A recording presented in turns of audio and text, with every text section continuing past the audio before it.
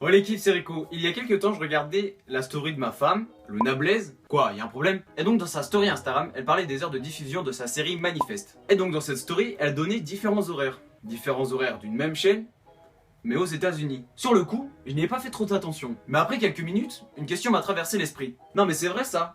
Comment ça fonctionne les horaires de télé aux États-Unis? Poser cette question pour la France, bah ce sera un peu con quoi. Parce que la France, il n'y a qu'un fuseau horaire. Alors qu'aux États-Unis, le pays est divisé en 4 tranches horaires. Sans compter, pour que ce soit plus simple, l'Alaska et Hawaï.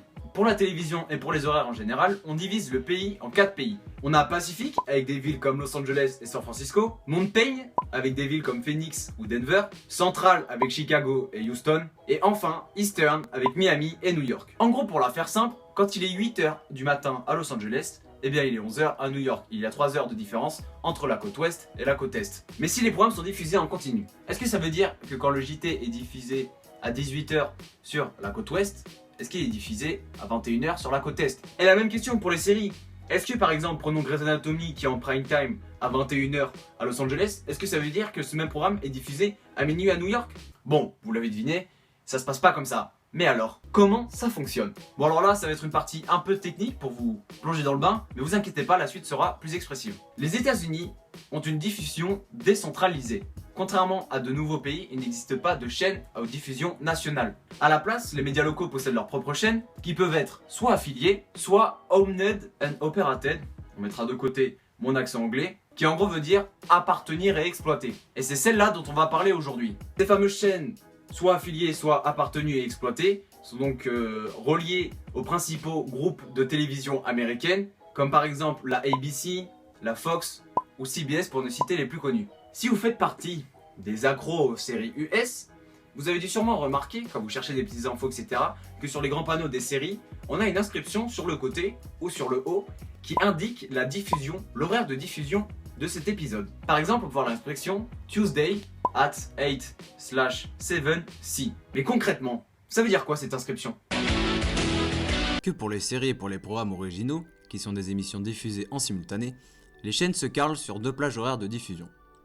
On a Eastern et Central d'un côté, qu'on appelle le Eastern Feed puisqu'ils sont à l'est du pays, et Pacific et Mountain de l'autre côté, qu'on appelle le Western Feed puisqu'ils sont à l'ouest du pays. On a donc 2 diffusions différentes, Eastern Feed et Western Feed. Oh bah super! Pour le Tuesday at 8/7C, le 8 correspond à l'horaire de diffusion dans le Eastern Time. Accent anglais, toujours de côté.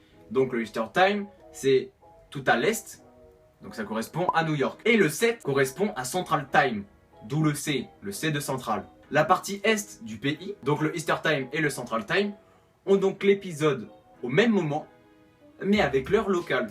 Il est diffusé au même moment sur la partie est du pays, donc aucun spoil garanti, mais avec l'horaire local.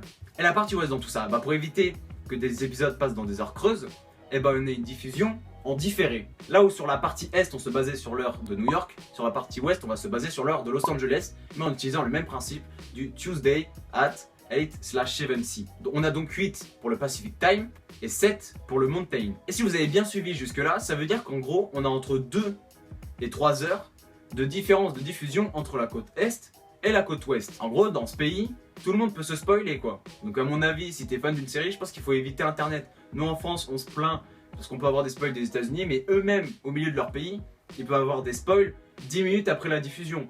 Donc quand t'es fan d'une série, à mon avis, faut éviter les réseaux sociaux. Ah, les États-Unis, le pays des spoils. Pas pratique, hein.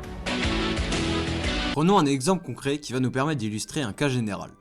La chaîne Fox diffuse ses programmes originaux sur une cinquantaine de sous-chaînes Fox à travers tout le pays.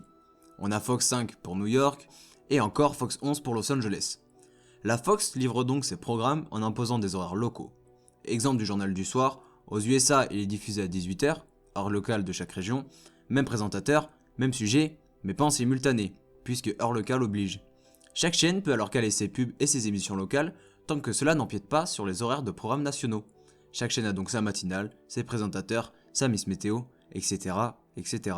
Voilà l'équipe, j'espère que cette courte vidéo vous a plu. Je m'étais posé cette question, j'avais fait mes recherches, et puis j'ai trouvé des résultats assez intéressants, et je me suis dit pourquoi pas en partager avec vous. Alors ça diffère un peu de ce que je peux faire d'habitude sur ma chaîne YouTube, mais j'espère ce que je vous ai proposé vous a plu. Si c'est le cas, n'hésitez pas à vous abonner et à activer la cloche, à mettre un petit pouce bleu si vous avez appris plein de choses à ressortir. C'était Rico, on se retrouve bientôt. Bye.